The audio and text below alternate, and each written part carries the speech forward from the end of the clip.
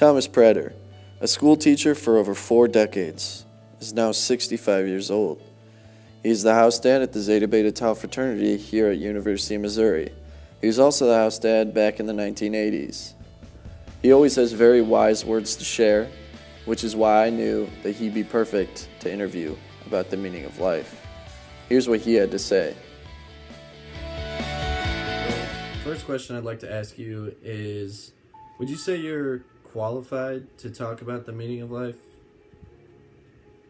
I think so. I think anybody is who's been alive for any amount of time.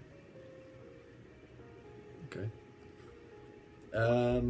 Why would you say you're qualified, or why do you think that people are qualified just in general? I think day-to-day living, getting up and dealing with the issues every day brings, you have to come up with some meaning out of all that.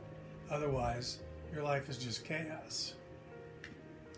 Do you think there's like a certain age that you get to where your life starts to like you be able to explain it? Well, I think every age will have a different meaning of life. I think they can all express it. I think you could ask a kindergartner, what's the meaning of life? And they'll have an answer. But their point of view is going to be very different from a senior citizen. But they could all give you some kind of meaning. All right. Were there any moments where you've questioned the meaning of life?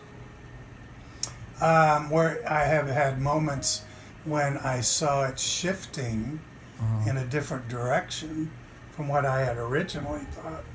Definitely. And what were the reasons that caused that? Well, of course, I think one of the things that happens as you get older is you start to notice people older than you more. You start seeing what lies ahead. When you're much younger, you don't think about that. It's day to day.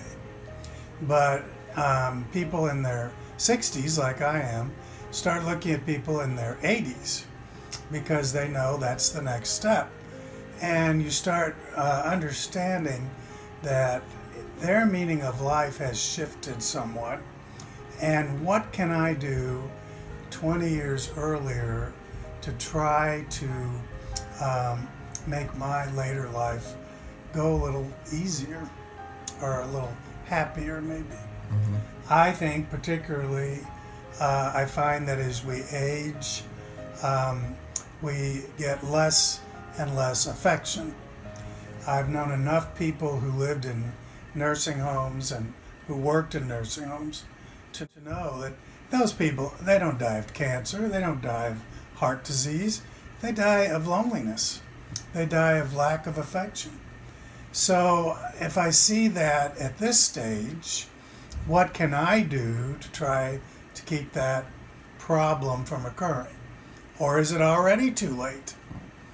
And you see, when I was in my 20s, the idea of really putting a priority on affection was not even in the offing. I mean, I was really interested in getting ahead with my career more than anything.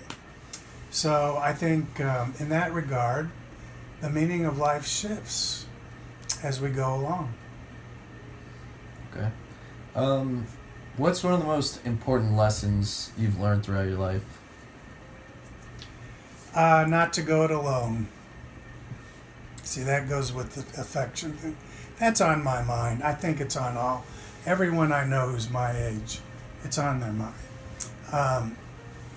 I think going it alone is a mistake.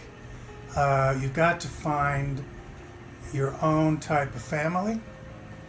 It might be the conventional family, wife and husband, 2 kids, who knows. But I do think it's a much healthier situation these days because we do realize that a nuclear family can be many things. A family can be 2 of the same gender. A family can be a teacher and their students. They put together a group that supports each other and it acts as a family. A family can be a whole community. It could be a neighborhood or a city, but they've come together somehow to help each other through life. I think life is very difficult to maneuver alone. It's my feeling. Are there any moral codes that you've lived by? Well, the old do unto others is by God the best in the world. How can you do any better than that? Do unto others as you would have them do unto you. The golden rule is the rule. I don't see how can you go any better than that? What would you define the meaning of life as? The meaning of life is different for every single human being. The meaning of my life is going to be different than somebody else's. And so I think I would say for me, the meaning of life is to love. And we've heard this recently with Lin-Manuel Miranda, who wrote Hamilton. And you might have seen him on an award show where he said, love is love is love is love is love is, on and on. And people have got to quit putting down people for loving other people. It makes no sense whatsoever. And yet we have so many people who are bigoted and prejudiced against love that doesn't fit into their narrow little moral code that they have set out for themselves. And by doing that, they have limited the amount of happiness that people can have in this world.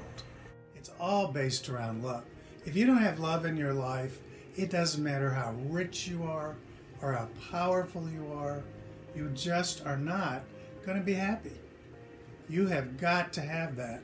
And you can look at any Hollywood star or any mogul, wealthy billionaire. If they're alone in this world, they're not going to be happy.